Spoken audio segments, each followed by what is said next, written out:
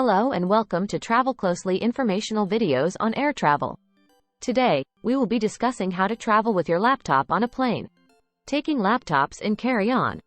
According to the TSA, you can bring laptops and computers on a plane carry-on without any issues.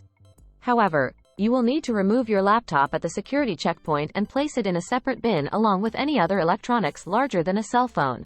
Tip: to keep an eye on your laptops and electronics during the screening process, ensure that you send them last through the security screening. If you send them first while still waiting to go through the scanner, you may make it easy for someone to grab your laptop and leave before you clear the securing. Taking laptops in checked bags.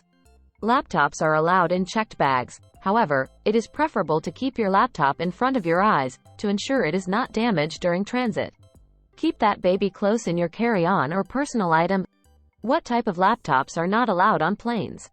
MacBook Pros sold between 2015 and February 2017 are not allowed in either carry-on and checked bags. Apple stated that a limited number of these laptops, MacBook Pro Retina, 15-inch, mid-2015, have overheated battery problems and may cause a fire risk. Thank you for watching. Please don't forget to subscribe and hit the notification bell for more travel tips and tricks.